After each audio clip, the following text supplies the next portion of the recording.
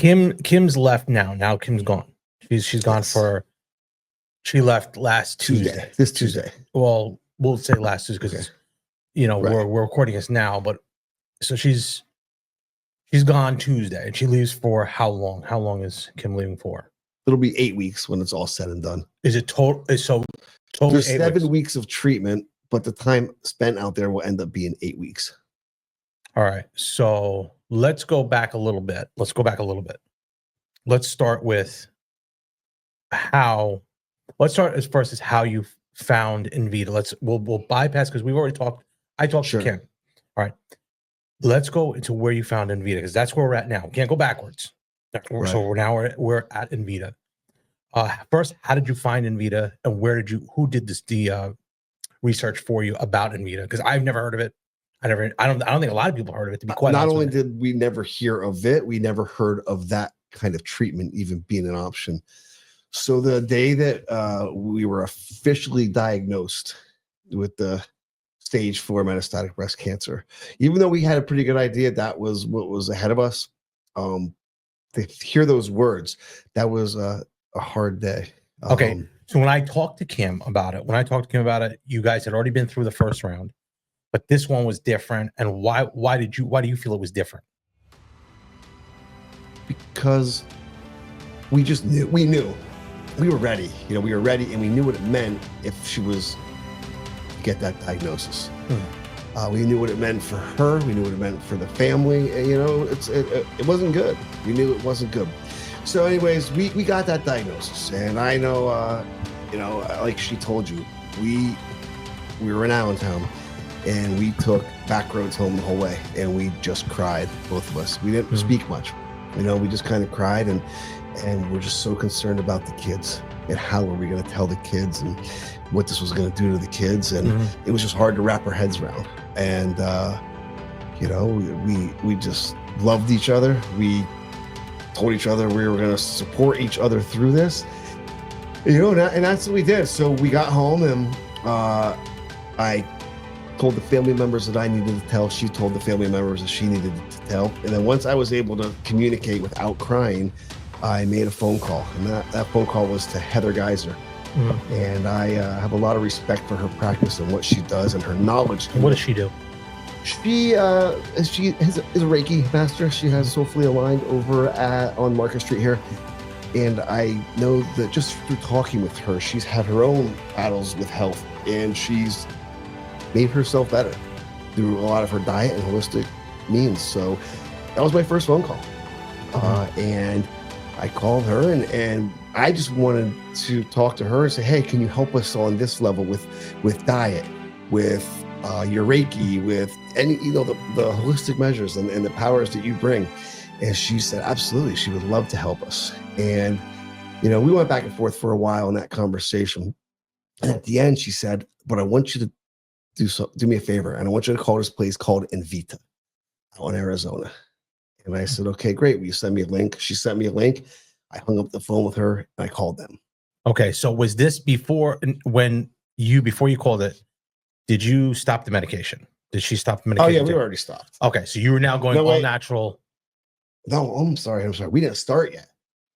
Oh, you no, I'm sorry. We didn't start. This was like we got the diagnosis, and it was they didn't immediately put you on this medication. Oh, Jesus. No, I don't. That's a really great question. I want to say it was almost 3 weeks. Holy shit. Or maybe even longer. The medication that Kim was on, it was something with the location of the pharmacy. Our pharmacies here didn't have it. I forget what it was, but we didn't have access to it right away. So in the meantime, we wanted to be proactive. So we wanted to do the things that we could do, and that's where Heather came into play. Okay, so Heather's in play now. You're talking to her. You're talking to doing it more holistically, natural, which, by the way, I found out is actually it's pretty healthy, because I was having, believe it or not, a little bit of a liver issue, and it's amazing the junk that's in our food, and we could talk about that, that destroys your body. And now all of a sudden I feel 100 times better in 3 weeks, or 2 weeks actually, since I was really watching my diet. Where do you turn now? Like after that happened, you see her, and where are you turning to? Like, because you're saying go to call Invita, they call you.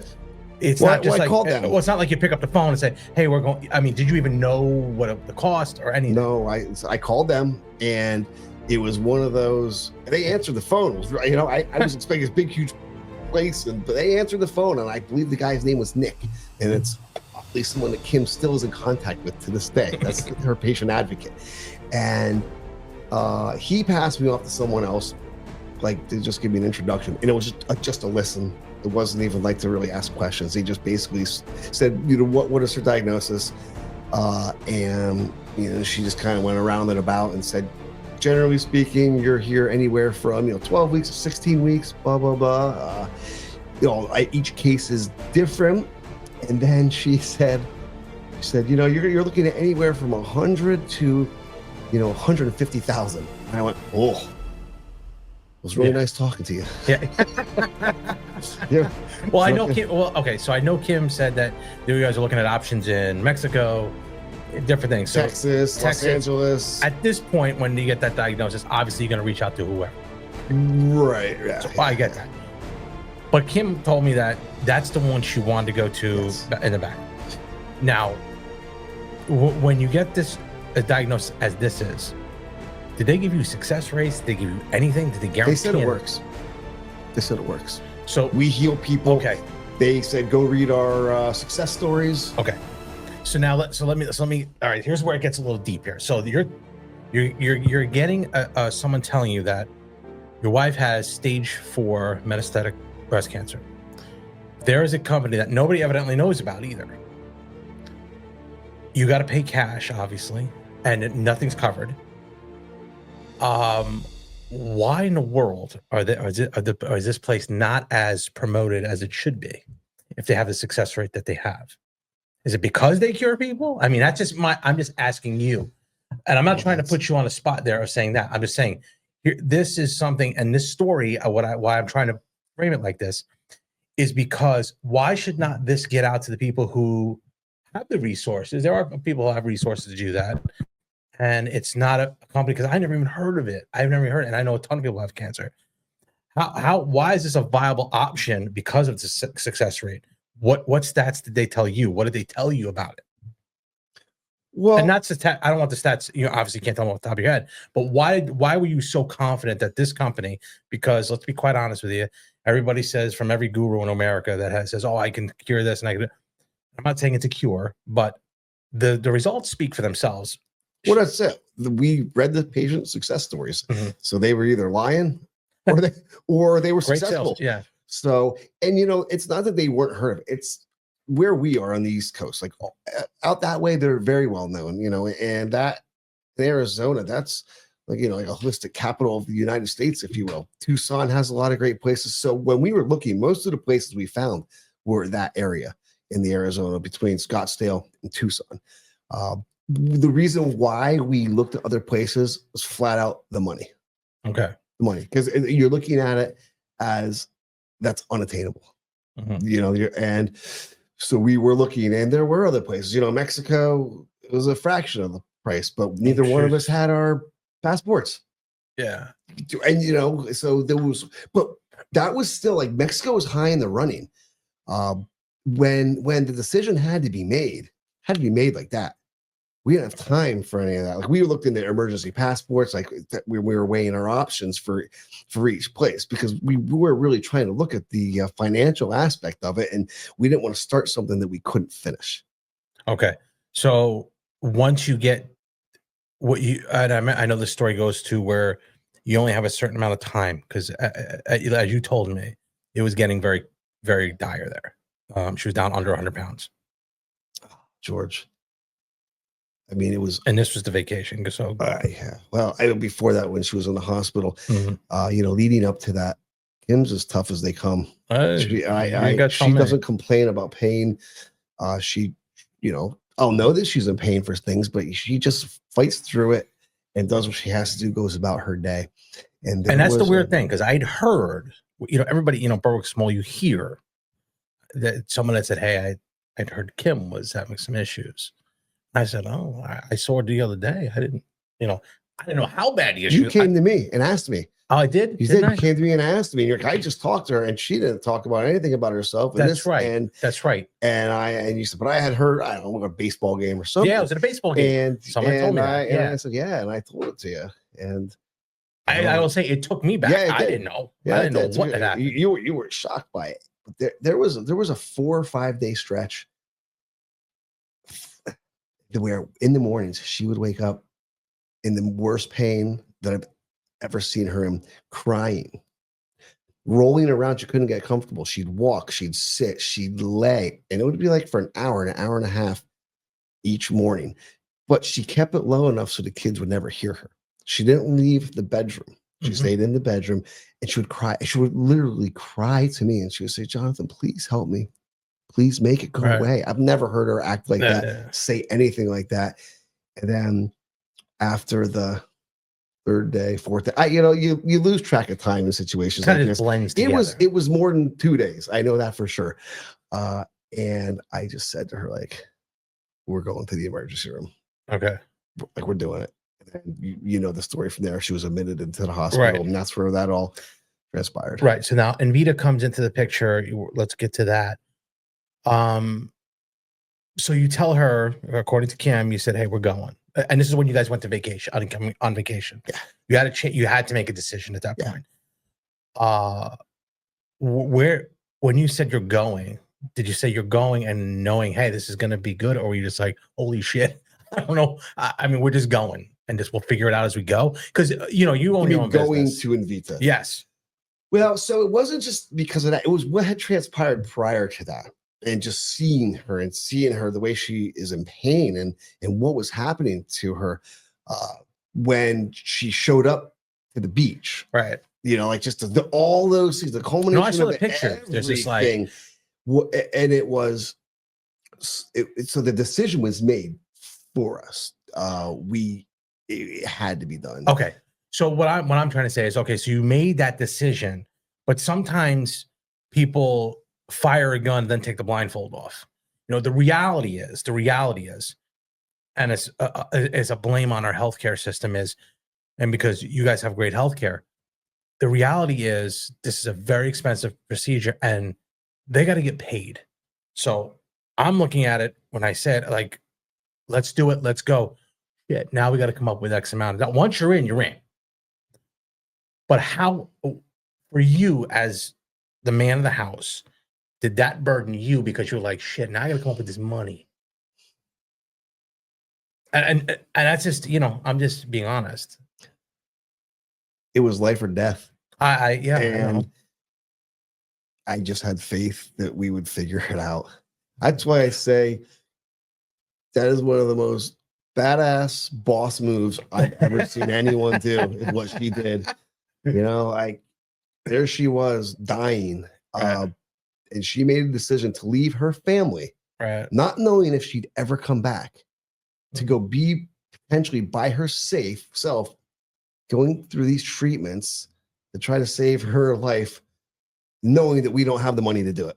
All right. And that's what I'm saying for you on your end too. And again, we don't want to minimize what Kim has done, but for you thinking like you're going to have to come up with this too, because as an entrepreneur, you are one.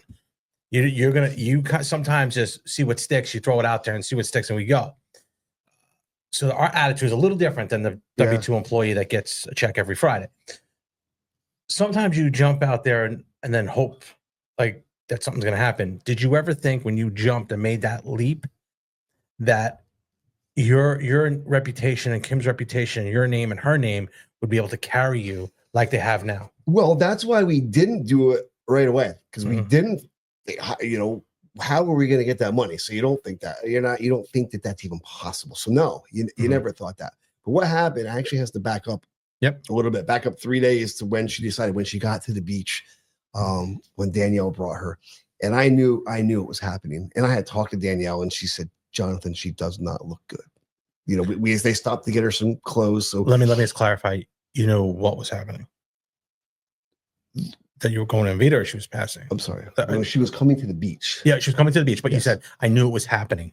What? I just knew I knew when she was coming there, the kids hadn't seen her for a while. I knew that she was a skeleton. You know, Okay. I knew that she wasn't looking good. I knew that the only reason she was there is because it was the beach. She shouldn't have been there. Okay. If we weren't at the beach, she would have continued to stay in the hospital, but she wasn't missing that. Okay. We didn't know if it was our last vacation. Like Right. just all that. I knew the emotions of what was happening and what was going to happen that week. When she showed up, I remember I couldn't be there. Right. I couldn't do it because I knew that I wouldn't be able to. I didn't want to set off the kids. Right. So when I say I wasn't there, I was there. I was up on the top floor. Okay. And I knew as soon as I saw her that I was going to emotionally lose it. So I kept myself away for the first 2 minutes to just get all the cries out so I could go down and I could hug her with the kids. I didn't want to make the kids worse. Yeah, I wanted like really be strong for them. And so you knew it was bad. And yes, I did. I knew. You know, it was that bad. Yes. Okay. You know, when I knew like, she couldn't walk.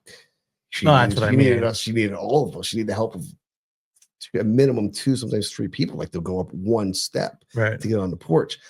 And it was, I'll just never forget. And I sat there and I watched my brothers, my sister, my sister-in-laws, my brother-in-law, the kids, my dad, everybody hugging her and just their faces just in disbelief of how bad she really, really was. And it affected everyone. Right. You know, it affected everyone. So we went about the week. So what was the week like though? Like what it was, can you imagine 22 family members in one house and there wasn't one fight? Yeah. Not one argument. Never. Not never. One. We didn't argue once. You know, there was no bickering. People just did. People took care of everybody took care of Kim the way when she needed to, whether it be a meal. If Kim would walk 30 feet from the bedroom to the couch, we'd have to get a chair every 10 feet so she could sit down on the chair to get herself to the bedroom. Was that because of how weak she was or her bones were so brittle? Weak. Just weak. Yeah. Yeah. I mean, I think she was 90. I don't know what she was. It was light. It was okay. Light. So you make that decision. Well, so we're sitting there and I said to her, I said, Kim, like we need to make a decision. I said, we're going to call tomorrow. And I said, we really have to make a decision. And she says, okay, we'll call tomorrow. Tomorrow came, we're sitting there and she didn't call. And I didn't want to pressure her. You know, I really didn't want to pressure her. And then the time had passed to make the call. Then that night, and I said to her again, I said, Kim, you didn't call. I said, we're calling tomorrow. We have to. I said, we're sitting here and we're watching you die. And if we don't do something, you're not going to make it. You're not going to make it to Christmas. Or if you do, you're going to be a shell of yourself. It's not going to be a situation that we're going to want to do. And she said to me, I know, but she said, I only have one chance to make the right decision. I said, I know. What's your heart telling you? And I could tell that she was hemming and hawing about the money. As any person. Anybody would. And it was 2 things. It's like we were between Mexico and all the places in the United States. All the places in the United States were expensive. Mexico was just cheaper. It's Mexico, but I was like, Kim, I'm not comfortable sending you to Mexico like this. Hey, I don't have a passport. We can get you a quick passport, but I can't go with you. We'll find someone to go with you, but then how are people going to come visit you? What are they going to get their passports, fly into Tijuana, and then take a 2-hour Uber in Mexico? Yeah, I don't know if that would be good. I said, we can't. And then she plus said, her kids wouldn't. You don't want to send your kids over. Yeah, it was all that stuff. So she said, okay, we'll call. And then you heard a story. She told you how we called. My sister was there. And just felt so good after that phone call. Felt so good. I walked out, told her, I announced to the whole family because they knew we were in the bedroom. Everybody was sitting except for the kids. We're all sitting in the room. And I came out and I said, August 28th, she goes. Okay. And one of the most incredible things in my life happened to me there, of support. Most incredible things of support I've ever had in my life. My brothers sat me down and they said, okay, Jonathan, here's a GoFundMe page that we have ready for you. All right. I was like, what? Yeah. They put one together. And better yet, what they did after they saw Kim and they saw how bad it was, they knew. They said, we knew you guys were making a decision. We weren't letting you leave this vacation without making the decision of where you're going. Was there other options that did the same sort of therapy that other than Invita, or no? There were, but none that spoke to her. This is the one that spoke to her. That was the question I really asked. Which one's speaking to you the most? And she said Invita. All right, that's it. We're not sending you to the second choice because you need to believe where you're going and be happy with it because of what's a situation that we're in. To go there to separate yourself from your family. So they sat me down, and they, unbeknownst to me, they interviewed me for 3 days prior to Kim making that decision, asking me questions about everything that's happened, asking me questions how I feel. I didn't know. Oh, your brother's. Yeah, my brother's. Okay. They sat me down with bullet points and said, "These are your words. These are the things that you've said about Kim, about family, about everything. We need you to put this into paragraph form so we can launch the GoFundMe page." Okay. And I sat down for, 2 hours. Right. And my own words that they wrote down for me. And we put it together and we launched it. And it was so incredible. We sat there and, on our phones, we could just see donation after donation. It was like, oh yeah, we got $1,000, $5,000, $15,000. Names, people that we recognize from, our lives that we've met over the period of our lives. Some people who we hadn't talked to in 20 years. Friends of friends, family members of friends. If we didn't know the name, we were calling people. Who was this person? Who donated $1,000? Name we didn't know. It was the most incredible thing. It just kept going and going, and that's when I knew we're gonna be okay. Okay, so we're gonna be okay. So now you're comfortable making that decision to go. I mean, well, obviously it relieves. So what we did is we signed up to go. It's a $550 consultation fee and 2 plane tickets. That's all it costs to go there. So, and I said to her, Kim, just go get your consultation. If you don't feel that it's for you, we don't have to do it. I said, you're already halfway to Mexico. Then we'll go to Mexico. Did you go with her? No, her mom did. Okay, good. Her mom did, yeah. And that was something we talked about, both of us. But as much as I wanted to, my place was at home. Yeah, no, I agree. Yeah. I agree. I'm just saying, I think that I say good because you don't need two parents. Right. Yeah. I wanted to. It wasn't even a question. Like, we talked about it, knowing that I wasn't going to go. And then that's when it started, and then that's when they hit us. They're like, okay. The initial testing that we did was like $17,000. And initial testing to figure out what she needs. $15,000. It was it's a lot. Somewhere, because there was a small vehicle. Yeah, and then from that's when they would come up with her plan. They said it was 15 weeks, and it was, the number. It was 180. Right. 160. That doesn't include living expenses, what you're doing, because you're living. She wasn't living on site. Oh no, it's outpatient clinic. Outpatient clinic. So then the other thing, while we're at the beach, my brother, who's a real estate agent, he was talking real estate agents out there. My brother-in-law was looking at flights that we could get for her. Then everybody worked as a team. We had it all secure. Looking at, is it better to Uber, get a car? Is there what's around there? As it turned out, we had to get her a hotel room for the first week or 10 days because the place that we found her to live just wasn't going to be available. So just a lot of things we had to figure out to get her there and be comfortable. Well, it was for her to never worry. We got it. Don't worry about it. Okay. So when's the first time that when she has after she gets her results back, that you feel yourself comfortable? When do you feel comfortable as husband and father that you made the right decision? George, immediately.